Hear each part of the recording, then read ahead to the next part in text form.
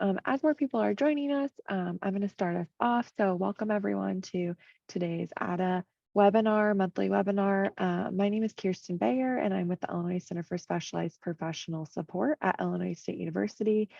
Today's session is titled Supporting the Social Chameleon, a discussion on autistic masking. And we are excited to welcome back Hallie Moss with us. We've had her present a couple of times. So Hallie, can go to the next slide, please. Thank you. Again, my name is Kirsten Bayer, so I'm here for tech support this morning. Feel free to reach out to me if you have any questions about today's webinar or need any technical assistance. And you can feel free to go forward for me, Hallie. Thank you.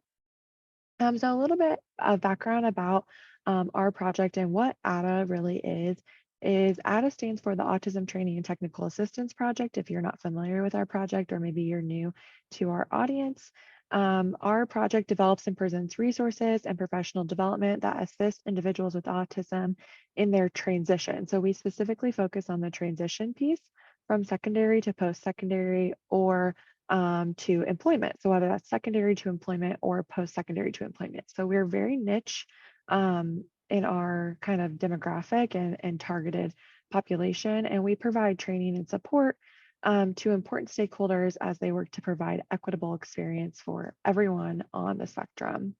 So go ahead forward, Hallie. Our center, a little bit about who we are. So ADA is one of our projects. It's a really fun project to work on, and we have multiple projects that our center collaborates with and works on. The Illinois Center for Specialized Professional Support, or ICSPS, it is a mouthful, we know. We create, support, and deliver professional development for education professionals across the whole entire state of Illinois. We provide PD, we provide resources, we provide technical assistance. We're kind of a one-stop shop, and we can do it all. So our goal, though, is to improve strategies for all of our partners as they relate specifically to that transition piece called transition, recruitment, and retention, and then completion. And we've been around since 1977, so quite some time, and we are housed at Illinois State University in the EAF department in the College of Education. So we are within a department, within a university. So go ahead, Hallie, for me, the next slide. So this is our website, autismcollegeandcareer.com. Check us out if you never have before. You can find all of our previous webinars on there, all the previous ones that Hallie's done for us, all of those recordings, which are awesome. We've had her discuss some great topics, and she is amazing. So we are excited to hear what she has for us today. And we are funded and sponsored by the Illinois State Board of Education. So that's who is funding this project. So we work in collaboration with them on the ADA project. Go ahead for me, Hallie. Thank you. So the first couple of things we want to know this morning are two different polls. I'm going to launch both of them now, and you should be able to answer both at the same time. So the first one is, which region are you located in?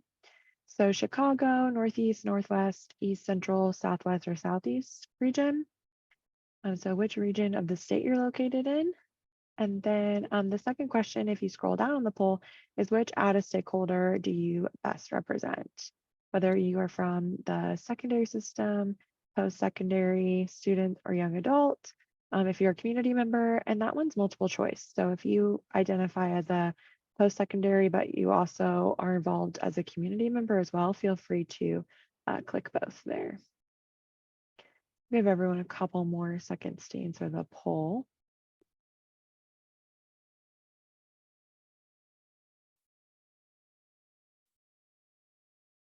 Okay, so it looks like most of you are joining us from Chicago and the East Central part of the state, and then most of you are post-secondary from the post-secondary system, so welcome. I shared those results with all of you, so you can check those out, kind of see who else is joining, maybe from the same region as you or same stakeholder as you. And if you want to move forward, Hallie, I'm going to hand it off to you, I believe, and you can introduce yourself, and we'll get started with the presentation. Sounds like a plan. Hi, everybody. It's absolutely wonderful to be back here on the ADA webinar series. My name is Hallie Moss. I am from sunny Miami, Florida. and I am a person with lived experience. I am autistic and was diagnosed as a 3-year-old back in the late 90s, which was a very different time. I am the author of several different books on autism and neurodiversity. So I had a book come out last fall as well about the young autistic adults independence handbook, all about that transition to adulthood and whatever it does mean to be independent. And I also love to get to advocate alongside so many amazing people and stakeholders in our community, as well as other people with disabilities. You are free to reach out to me at any point. I know that sometimes we do have time for questions, or your questions might feel like maybe they're too personal that you don't want to ask them in front of everybody. So you can always send me an email. You can always reach out to me on social media or on Instagram. But some other things before we really jump in today is we do have some accessibility features for all of you. So you should be able to toggle on live transcripts or closed captioning if that is something that would be helpful to you. We're in webinar mode, so I do not get to see or hear you all.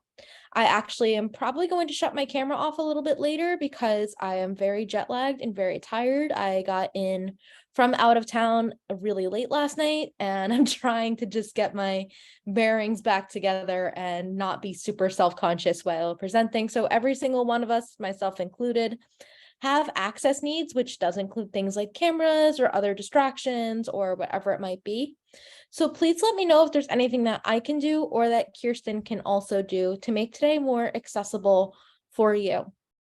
We are discussing the topic of autistic masking. So that's something that I personally get really excited about talking about and really kind of dispelling some of the myths. And how can we also support folks that are going through this? Because I know when we talk about adults, this can be that light bulb moment for some, or for others, it's that, oh my gosh, this explains a lot of my experience, or this might be some of the people that we know, but we don't really know what to do. So for me, this is super exciting to dive into. And without further ado, let's get started. So today we're going to be talking a little bit about masking and camouflaging. And these two things don't always mean the exact same thing. Is when we're thinking about masking versus camouflaging, that some of the research and other folks who spend a lot more time in the autism community and that sphere than I do like to separate these two things, although they're extremely similar. When we think about masking, we're thinking about taking on a persona that feels more neurotypical, to feel a little bit less autistic, that this is something that often is something that you might have experienced as well, especially if you've ever worked in retail or in customer service. You might be very familiar with having some form of persona that might be more socially acceptable or viewed as competent in some way. If you've ever had a demanding client before that was telling you that they're right when you know that they're wrong, and you have to smile and nod and act like everything is fine, even though inside you feel the complete opposite way, you might have been doing something very, very similar to this. I don't like to say it's the same experience because it probably is not, but it's probably the closest thing I could think of for our neurotypical friends. Meanwhile, camouflaging falls under this too. And that's when we're kind of performing social behavior, that we're purposely trying to do the right thing. We're trying to suppress different autistic or neurodiverse traits in order to be viewed as socially competent, to be likable, or to avoid different social or political or just existing consequences. Sometimes these things save lives. Sometimes these things spare us the grief of being bullied in school or whatever it might be. Something that really gets lost a lot in the mask versus camouflage and overall suppressing traits discourse is that this is something that usually is associated with girls and women. But I want to make a really big point of saying this today is that I am not here to say this is a women's issue. It is not a gender specific issue. The only thing that I am willing to say on that is that masking can look different across different gender identities based on how you're socialized, culture, and something that we're also going to discuss a little bit more is that those motivations across gender, race, and other demographic factors might look a little bit different. It's not that the behaviors themselves are different, but the motivation for why might be different depending on where somebody is coming from and what other lived experiences that they also have. So when we're thinking about masking behaviors in particular, you're probably thinking, what does this actually look like? And I have quite honestly engaged in a lot of these in my life and realized that there are times that I still do this just because I want to be perceived a certain way. I want to be treated with the same respect as anybody else, that maybe we're mimicking social behavior and doing what other people are doing. A lot of us might be doing this just when you are sitting across from somebody and all of a sudden your body language is mirroring theirs. That's something that a lot of us might do very naturally, or it might be a very deliberate thing in order to make other people comfortable. I realize a lot of the times I don't know what to do with my hands. So I will do it with my hands, whatever another person is doing with their hands, because I think that must be the thing I'm supposed to be doing. Some of us might have been taught masking in school or through other different early interventions. And one of the biggest things that really comes out of that is this idea of forced eye contact, that we look at eye contact as proof that you're listening. It's something that's viewed as this very important social skill. It's something that I have lots of feelings about, but generally speaking, this is one of the easiest things that I've learned is this kind of, if you look like you're looking at someone or you smile a lot, it's something, even if you don't want to, or you don't feel comfortable, it's something that makes other people feel comfortable. It's definitely something I know a lot of autistic people have an interesting relationship with. Eye contact isn't natural for a lot of us because it's distracting. It can feel uncomfortable to be staring deep into somebody's soul, basically. For me, I spend more time looking like I'm paying attention than actually paying attention, and forced eye contact makes it really difficult for me to listen and internalize and process whatever somebody is telling me. We might also adjust our tone of voice or how we speak in order to match other people.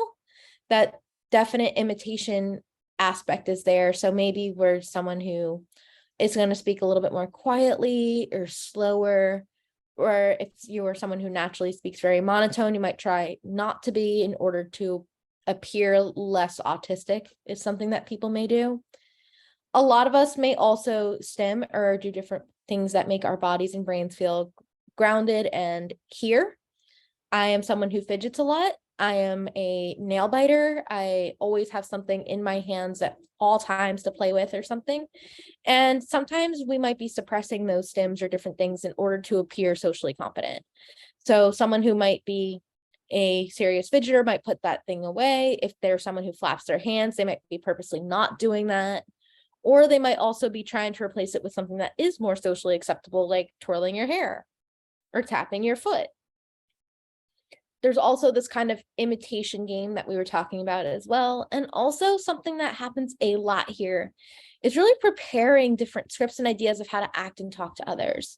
Now, I know when we talked earlier about folks who may have worked in service and retail jobs, this is something you probably have had to do, but imagine doing it in every other interaction of your life, because you just don't know what to do. I know even me, I've volunteered for pro bono legal assistance, and I am sad that there's no prepared scripts or ideas because I don't always know what to do.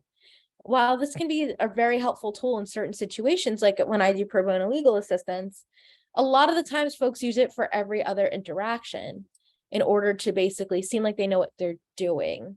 And we don't always learn scripts that are helpful to us so much as just following what someone else's lead is or what we presume to be socially competent.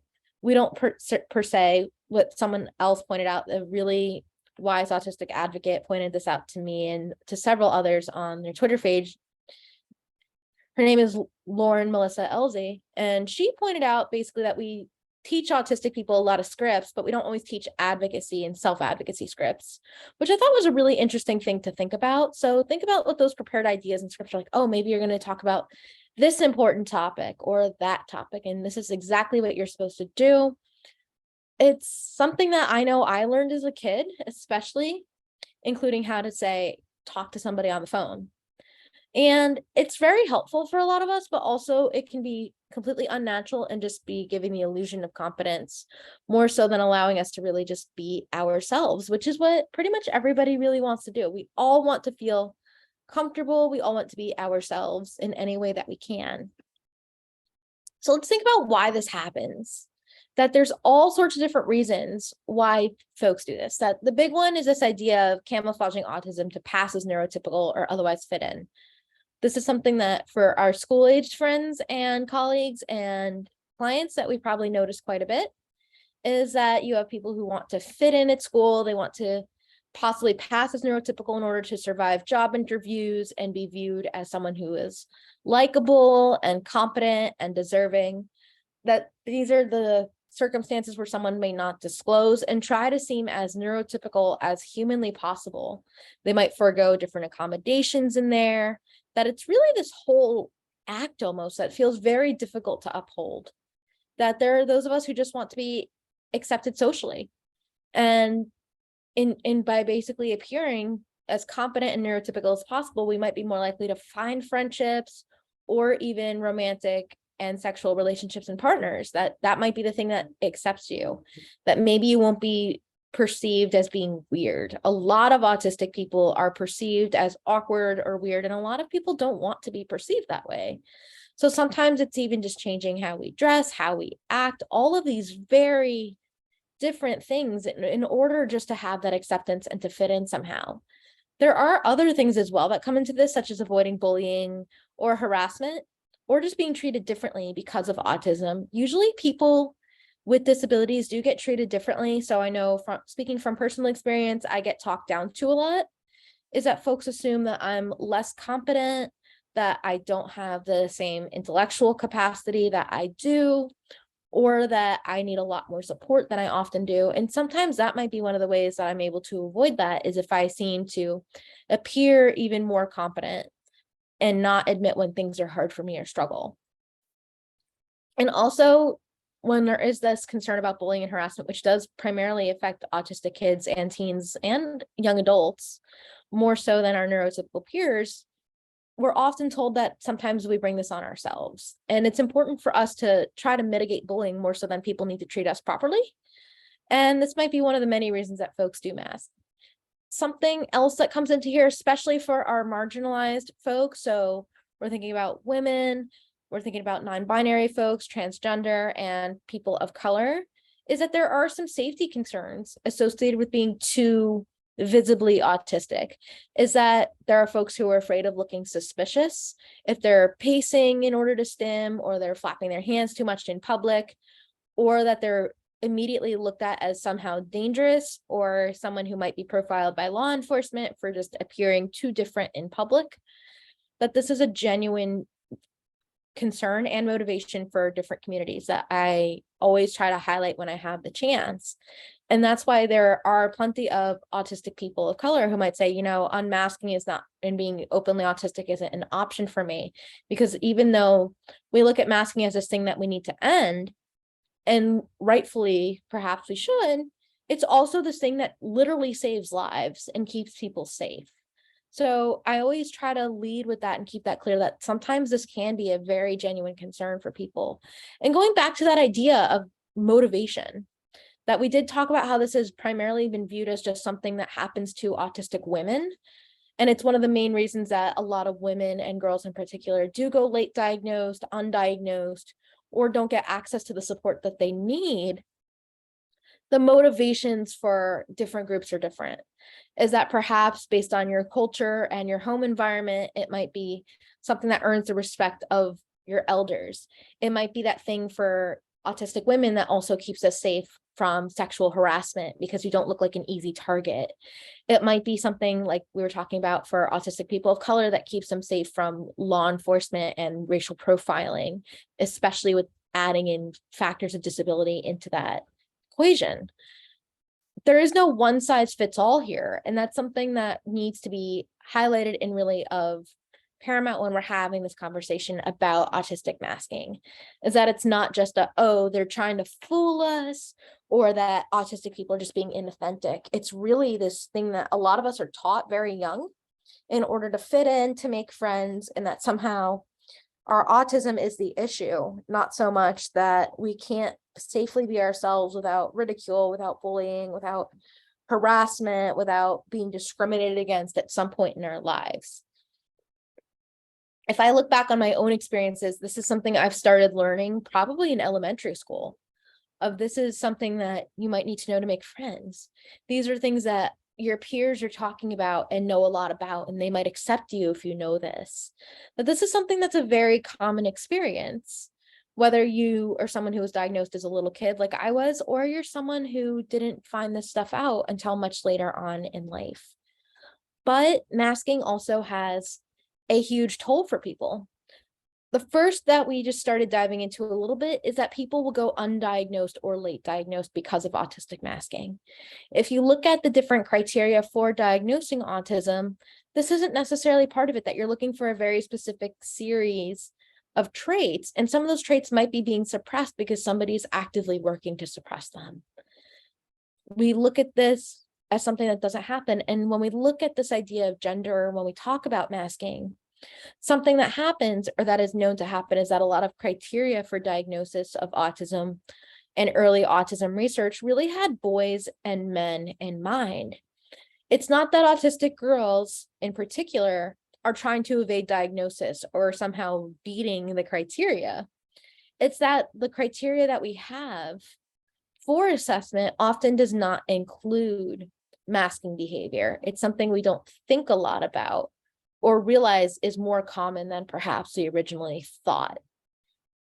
And this also happens to people of color and other gender nonconforming individuals or gender minorities, that we don't have the same access to support because professionals don't realize this thing is happening until perhaps it's too late. That if this is something that we do for a long period of time, it's exhausting. It is really difficult to spend a lot of time feeling like and acting like somebody else and being afraid of being figured out. I can tell you stories from my own life of this feeling of that. It's just so much to uphold. If any of you have felt like you were trying to project to the world that you have it all together and inside you're breaking, that is a feeling that a lot of autistic people feel with this idea of social chameleonship and masking. And I think about this a lot from being a high school student in particular. And as a high schooler, most of my peers were absolutely obsessed with the Twilight series. I know, vampires. We're going back a long way at this point. It feels like a hot minute since vampires were cool. But what happened here is I did not care about vampires. I was really into the Pokemon series. I played a lot of video games. I was my own person, but I desperately wanted to make friends as we were going into our freshman year. And I also didn't want the girls to make fun of me. I was afraid that they would. So you bet that I learned and scripted more interactions about Twilight and vampires than you can dream up. I had opinions on every single thing. I knew it all. And in order to make it fun, because I didn't know the terminology that we're talking about today, I thought my job was to be a secret agent and to learn as much as I can about what was cool and what was trendy and to look a certain way and to do all sorts of different stuff in order to fit in. And at the same time, I was always afraid that I would get figured out. I was always afraid that someone would just think I was weird anyway, or just a poor imitation of a high school girl. And I just found myself coming home every day completely exhausted from school. And usually when I came home exhausted from school, everyone thought it was because of the rigors of the academics, the amount of pressure we put on young people to get into the best possible college, all of the stuff that seemed pretty typical of the high school experience. But really what was exhausting me was this social act of feeling like I was constantly blending and trying to avoid being bullied. Being bullied was my biggest fear. While it's not something that happened to me explicitly, I didn't get into physical fights or altercations. People didn't call me names. People didn't really talk too much about me behind my back.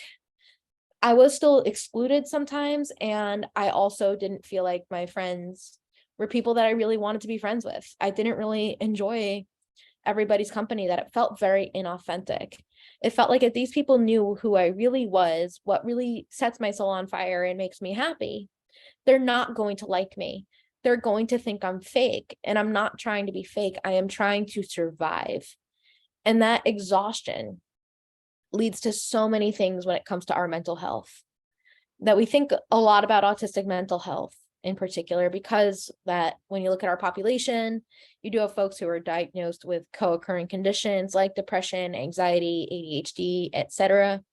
And these things really get highlighted from the effects of this exhaustion, that you have folks that enter autistic burnout where they seemingly lose skills, they're more kind of withdrawn, or you see more meltdowns. I know for myself, when I am physically exhausted, so even days like today, my sensory system is a lot more in tune than usual. Everything feels like it's been turned up to 11, and it can be very overloading and meltdown inducing. If your system is that worn down mentally or physically, everything feels like it is on overdrive. So from masking, and you do have that burnout, and then you have more of those shutdowns and meltdowns and other things. Something else that happens here is that we might be suppressing the things that give us comfort. Is maybe you feel guilty, like I did as a teenager, for running back to the Pokemon series, or for our people who are visible stimmers and need that self-regulation, that they might feel like unnatural and exhausted from having to avoid their full body joy and their hands moving, or taking out fidgets or other things that seem to make us feel like we can cope and self-regulate, because it goes against what we've been taught is acceptable, normal. And a lot of the times people are like, can you just not do that? It's distracting. It's too much for me, even though that thing is really important to us. I know that when I don't get to move, I don't get to stand up, I don't get to play with things in my hands, my body just gets overwhelmed. It gets that much harder for me to pay attention. And when we're suppressing these things, it means that we're basically always working without a full charge on our brain's battery, essentially. And it's hard not to feel anxious or depressed when this is something that you're doing all the time. That most of us, when we think of masking, such as working in a customer service job or retail, for instance, it's something you're only doing for a couple hours or a couple minutes or every couple interactions at a time. When I say this in terms of, say, a retail job, you probably might have to only do it when you're facing the consumer. You might still get to joke and have fun, be your regular self with your colleagues, or when you come home from work. In the autistic experience, we're doing this a lot with everybody that we know. It's almost like a 24/7 thing. Some of the autistic people who I have the pleasure of being friends with and have known for a long time often say that the people that they mask the most around with aren't always peers or colleagues, but their own families, because it's viewed as more acceptable, or that they overcame autism. It kind of feeds into that idea of internalized ableism, of this is the only way that I'm going to be accepted, something is wrong with me. And it makes you confused. And you don't always know who you are underneath that mask. There is a place where it feels like, is this really me? Am I just a shell of myself? And you don't know where one thing ends and the other begins. That maybe I was someone who liked Twilight and vampires, even though I knew I wasn't. Maybe I had convinced myself to that point. Maybe even the way that I was dressing super trendy and all that, even if it wasn't always my favorite thing, that you feel like you're just almost cosplaying, like you're always wearing this costume, or you're always pretending to be something that you don't know what's underneath it or where the real you really is. It's a really exhausting kind of mental health minefield almost to navigate. Is that this is something that socially a lot of us look at as a goal, is to be indistinguishable from peers. And being indistinguishable often means that we're encouraging, as professionals, this idea of masking, of be yourself, but not like that, is basically what we tell a lot of autistic youth. And it's something that comes back to bite us, not just while we're young people, but even in adulthood. Is be yourself, but not like that, is not sustainable for any length of time. Which brings us to kind of this idea of our social chameleons too, and our camouflaging things that we seem to see too. And when we talk about this, it's really those hiding autistic behaviors and really purposely trying to appear socially competent no matter what. And this is the thing that I've realized the older that I get, is the thing that I do more and more. And it's not because I want to, but it's the thing that I also feel like can be a little bit like masking light in a way, because it's not a full persona. It's just purposely hiding and suppressing certain behaviors and also trying to appear socially competent. So I will often plot out conversations. I will figure out exactly what to say. What is the right thing to say based on what is cool right now, or what is trending, or what seems like I'm not out of touch or feeling like I'm on the wrong planet. A lot of being autistic for me often feels like being a second language speaker socially. And being a social second language speaker that people don't always realize, especially if you mask, because you're speaking a language that isn't native or your first language, that you're speaking something else. And when you're doing that, you're not always going to get it right. And you're really trying hard to learn everything that would make it sound as much as this new language is the one that you've always grown up with. And sometimes people catch that, sometimes they don't. But we're also held to a different standard, and people don't learn our language. And you're always afraid that someone's going to realize that you spoke something else first, instead of learning that you do speak something else first and trying to learn a couple different cultures and customs and words and social conventions associated with your language. And what happens here is we will find ways to prevent others from noticing that there are social difficulties and deficits of different ways and differences. I know this is something that I do, and I feel like I've often had to overcompensate socially. I am a very quiet and introverted person by nature, and almost every single person who has met me socially will tell you that I am very friendly, very bubbly, very outgoing. And it feels really strange because I realize what I'm doing when they say that is they're noticing that I'm trying to prevent people from noticing those difficulties. That's one of those techniques I use, is I'm overcompensating from seeming like I'm someone who wants to go hide in the corner by myself, or that I don't know what to talk about or how to keep a group dynamic moving. And I'm overcompensating for that by being as friendly as possible. And also seeming like I'm not someone who struggles a lot socially, that if you ask people who know me, they'll tell you I have a lot of friends, that I know a lot of people, that I'm extremely social. And it feels very out of body when people say that, because it's not necessarily always true. And this goes back to something else that a lot of us, especially girls, have experienced. And that one way that we do this is also that we are very close to peers, and we have a lot of different interests or activities, and we kind of weave in and out, that you don't notice that maybe this person doesn't have a core group of friends, that they aren't usually invited to things. Think about when you're in school and you have the cafeteria scene, and every clique has somewhere to sit, and you have this one person who's somehow seamlessly able to sit at multiple different tables. And immediately your first kind of instinct on this person at multiple different tables is that they have a lot of friends. They can fit in so many different groups. But notice that they never quite have a table of their own. They don't have a place that they truly belong. And that's also me, that even professionally at this point, I can sit at a lot of different tables. I can sit at the educator tables. I could sit at attorney tables. I could sit at self-advocate tables. And yet I never feel like I really belong anywhere. But there is no one who is at all of those different things that's sitting at my own table. That it is this very isolating experience, but from the outside, it looks like, wow, look, Haley can sit with so many different people at this event.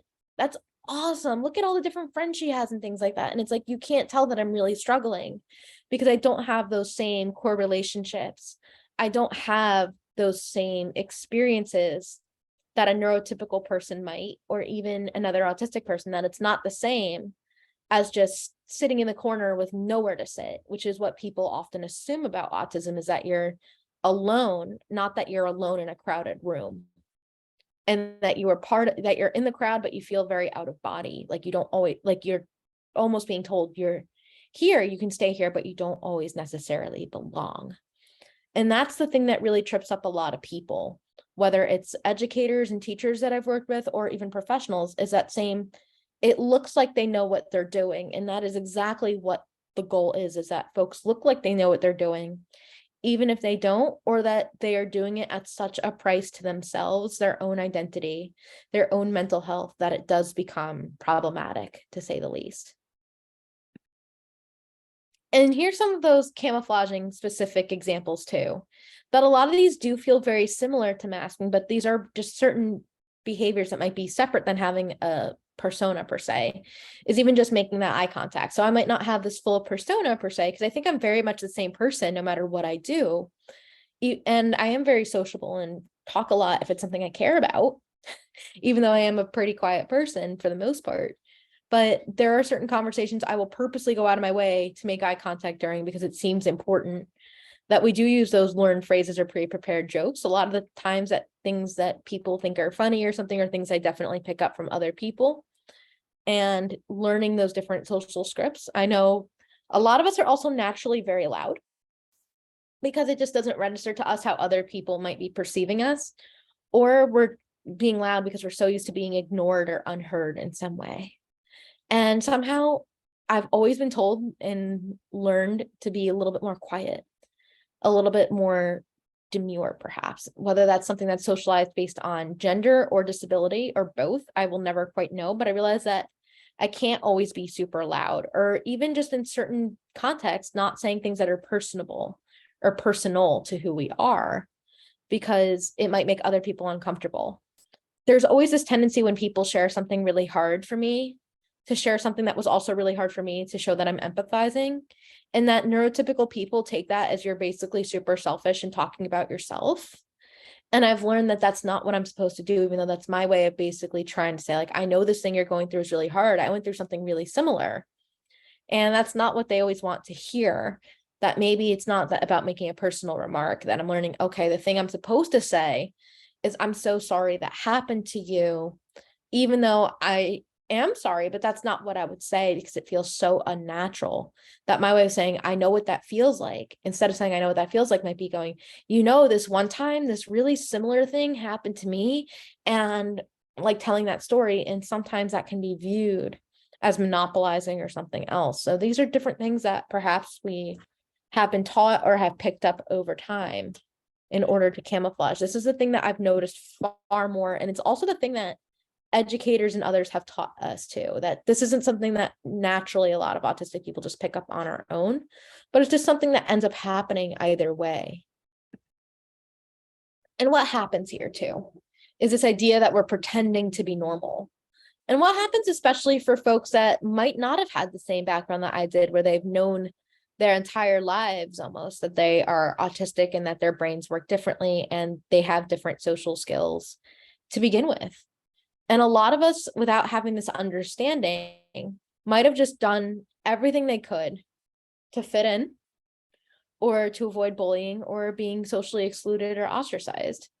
And this is when that kind of late diagnosis thing happens for people, is that maybe they're finally burned out, they're tired from years and years of this.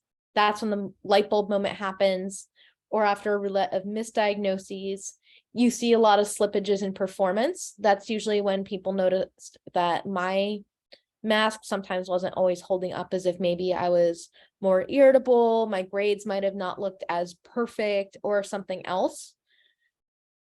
Something that always comes up too is academics usually tell, and performance, whether it's at work or school, usually tells a big story, that we tend to ignore the story based on performance. So if someone's a really, really high performer, we don't think there's something else going on, because everything looks okay on the surface. If you have great grades or you have perfect work evaluations, we don't think that this person might be going through something or just working really hard at something and they're on the verge of a burnout. We often look for it when it's too late, when you do see that difference in performance or the slippage in grades. Some of us have serious mental health crises after this that is just exhausting. Or there's the moment that comes for our slightly older adults when they have kids of their own and their kids are diagnosed with autism. And then it kind of hits them like, wait, all kids don't do that? I do that. I did that as a kid. And then there's kind of this moment of, oh, wait, I'm probably also autistic. And this is why I didn't get a diagnosis.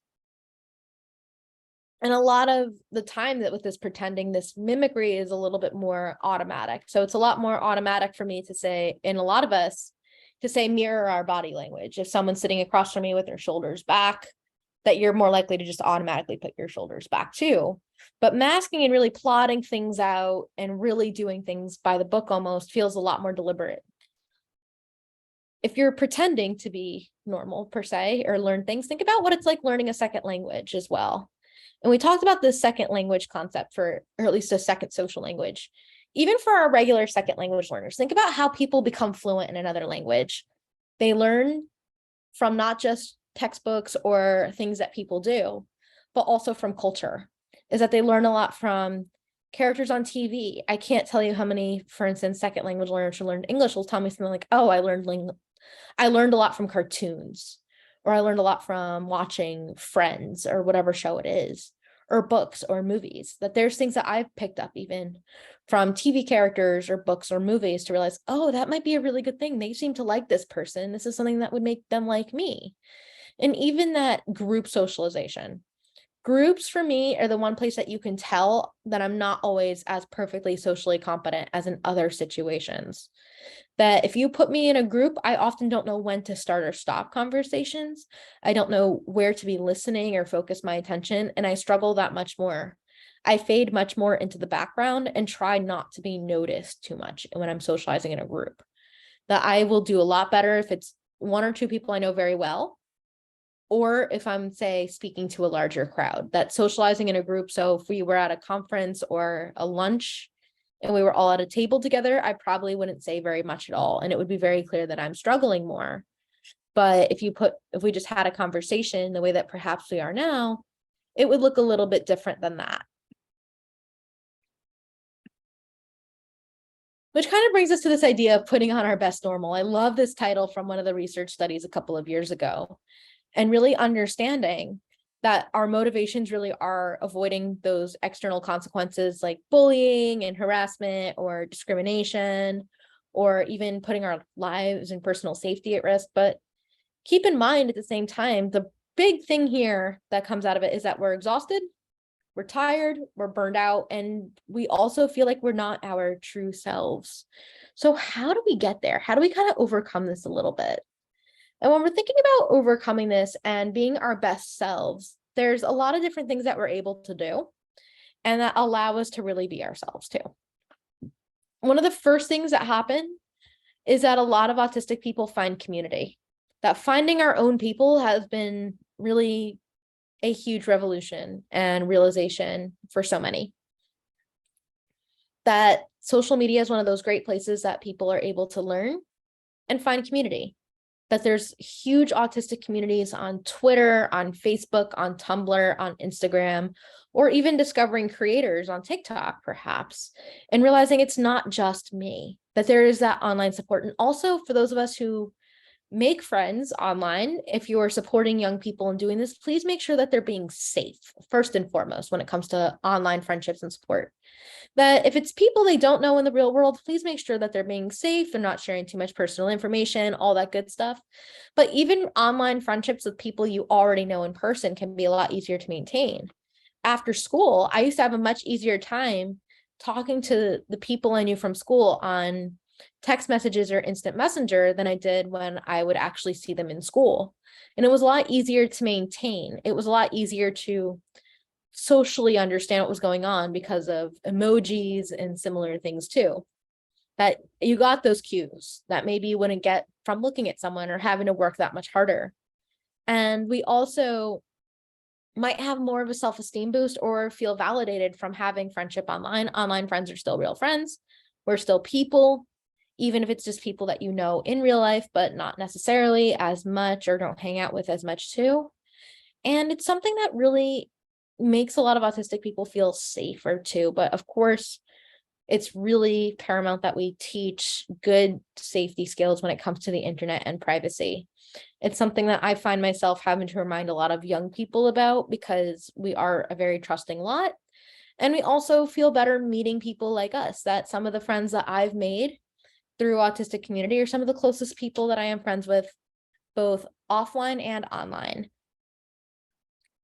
A lot of us also have passions and interests that to most people might be niche or strange or weird or just different, but don't take those away from us and try to help us find something that's more socially conforming. Those interests that we have can be huge parts of who we are and our identities. They can also make us feel confident. And I talk a lot about self-esteem and self-confidence when we talk about being our best selves and helping support folks who are masking, because so often we're even told our own interests get in the way of people accepting us. That people would like you more if, you liked dolls instead of Yu-Gi-Oh! When I was even a little kid, is that would be how I'd be friends with more girls, is if I didn't have the interest that I did, or at least kept it to a minimum. But those interests are huge parts of who we are. I absolutely am someone who loves to play games, and I love anime and all sorts of strange seeming things to some people. And they make me happy. They make me confident. It led to my interest in art and illustration and so much more. And a lot of us, these interests become our identities, and not just our identities, but also potential full-time occupations. And just because it's something that might seem niche or strange to someone else doesn't mean that it needs to be viewed that way or even treated that way. Other things we can do, and this is something that Ada does really well, is really having more education and acceptance of autism and neurodiversity for everybody. And when we have more education and acceptance for everyone, there's less of a need to be masking and camouflaging, that we understand that autistic people just exist and this is the way that they are. And that if we have this increased acceptance and education, it's less necessary for us to try to be something else that we're not, or be ourselves, but not like that. And then there's also concerns that maybe if we're too much of ourselves, that maybe that can be problematic, that maybe autistic behaviors aren't welcome in certain places or work environments. But really, that's not what should be going on. So we talk a lot about workplace acceptance and inclusion, but the best thing that we can do really is treat the environment more so than treat the person. This goes into this idea of the social model of disability. And when we think about treating the environment, what we're doing is trying to look at the environment might be inaccessible. The policies that we have might make it really difficult. So we want to get rid of some of that stigma around autism and also those barriers to having social life. Maybe we might be able to accommodate somebody better. Maybe we can just let them be themselves. And also for those of us who are in supporting, we need to realize that this is happening, that masking and camouflaging happen. And also that when we see autistic burnout with those regressions of skills, or we see those seemingly disturbing at times mental health crisis, or something else, that we know what's going on, or that instead of just constantly praising and having these end goals that seem to be as much as be like everybody else as possible, then we need to be aware of also what's going on. Is this person might be on the verge of burnout. This might lead to them having a lot of anxiety. They might be feeling depressed underneath it all. They might be feeling lost into who they are and what they stand for as people. That we really, really want to do our best job to be supportive. And being supportive might be doing all of these things. It's helping us make friends who accept us for who we are in any capacity that feels most accessible and safe. That letting us explore and nurture those passions and interests that we have. And also not just educating the folks around us, but also educating ourselves. Those are some of the ways that we might be able to really support the people that we know. And it's a whole process, even for autistic people like myself, to not mask or camouflage as often. A lot of us, like myself, even though I talk about this, I do it out of habit. I do it out of necessities, because there are places I know that if I act a certain way, that I might have to be aware that I might get judged differently or discriminated against. And I don't want to have to sometimes weigh that mental calculus of, is it safe to be myself or 100% myself, or admit that I've had too much or that I'm tired. And a lot of it is complicated, to be honest with you, that it's not an easy one size fits all of just tell people don't mask, because that's not practical. It's something that has been taught, especially from early ages, or that we've discovered, such as in our undiagnosed or late diagnosed population, of this is the thing that might keep you safe. Or there are some people that it will always, to some degree, keep them safe. I am very aware that sometimes seeming very socially competent keeps me safe in situations that I would otherwise maybe be more afraid in. So where do we go from here? And there's a lot more, especially in the autistic community, that there's different movements and ideas to really stop masking behaviors. And when we do this, and we are able to do this, that we will have more authentic social acceptance, which sounds fantastic. And to help kind of do this, there's been a campaign on social media from autistic influencers called Take the Mask Off. And they say something really great, like this idea of that we don't need to suppress who we are so that people are basically falling to pieces and realize that they've been essentially holding themselves in and basically in not being themselves, that kids don't have their coping mechanisms in school. There's a lot of folks in our community who end up trying to cope in dangerous ways like self-harm or other things in our mental health, and just even disclosing that while there's a lot here that's super valid. So disclosure is a huge part of this, and that's actually the next webinar we're going to have together, is that might be a huge problem with discrimination, or that people will automatically treat you differently.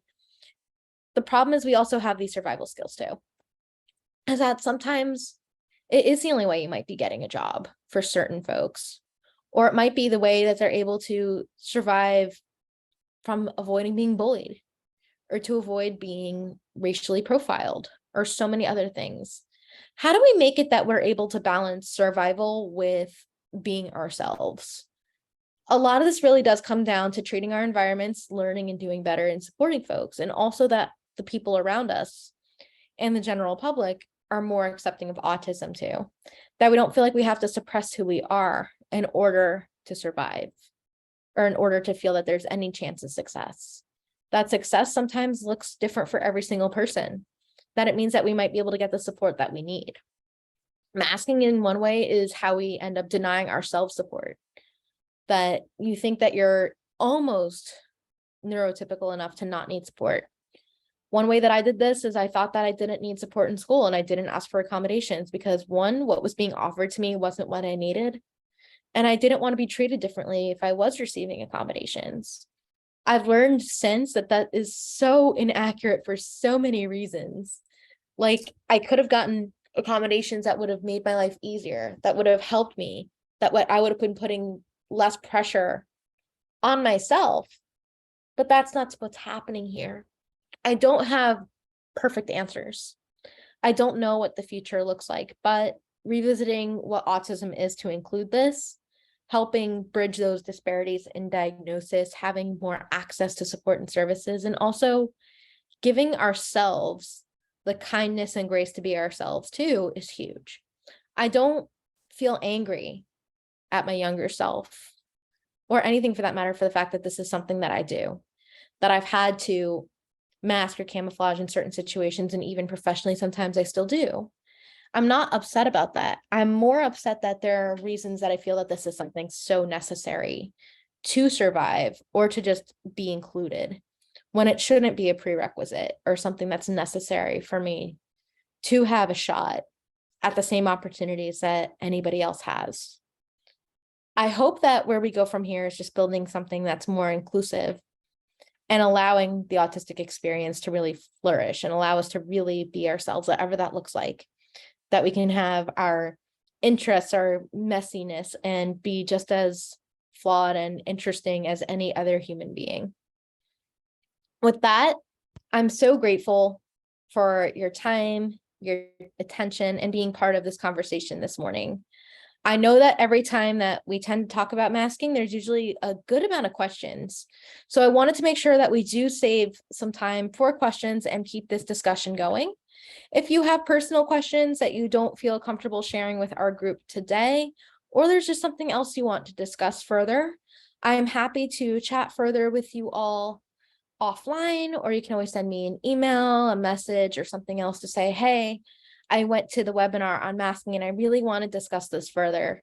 I am so excited, and even just learning alongside all of you and learning how to value my own experiences and boundaries and so much more in this has been extremely helpful and therapeutic for me as well. So with that, I am happy to open the floor, listen and learn from all of you. And I am very excited to get to come back in the next couple of months. And I believe in the next webinar, we're going to be talking more about disclosure, which feels like a very natural follow-up and fun question of how to do it and why to do it for our families, our friends, ourselves, and everybody else in between. Thank you. Awesome. Thank you so much, Kelly. What a great session. So if anybody has any questions or anything, we have a couple different ways you can ask them. You can feel free to type in the chat, or you can raise your hand and we can actually unmute you. So if you would want to have a discussion or ask a question live, you do have the opportunity to do so. A couple of housekeeping items as we're closing out here is that this session was recorded, so it will be up on our website, which is the autismcollegeandcareer.com. The slide deck was put in the chat for everyone. I'll put it in again for those of you who joined us a little bit later. And then if you do have a brief moment to take our post-webinar survey, we would really appreciate your feedback. So I'm going to put that in the chat right now. Tomorrow, you will receive a follow-up email that will have the website where the recording will be, the slide deck will be, and then in that email, that survey for the follow-up survey will also be there. So if you don't have time today, you'll get that follow-up email tomorrow that houses all the same information. So here's the slide deck again. I'll go ahead and put that in the chat one more time. And then here is just our homepage for our website. We have amazing resources for all of our stakeholders, for parents and for secondary, post-secondary, for employers, for families, etc. So feel free to check out our website and all of our resources too. All of that information's in the chat. And then we'll give everyone a couple more seconds for any questions that they might have.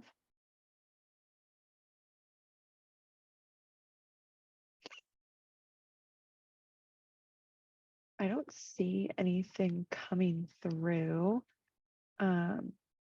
Ellie, did you have any last remarks before we close out this morning?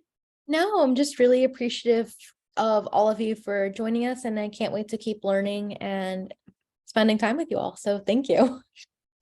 Awesome. Yeah. And then a quick plug, I almost forgot, for Haley's next session in January.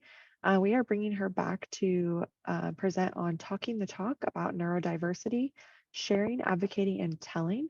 She will be with us on January 10th of 2023, which is crazy to say.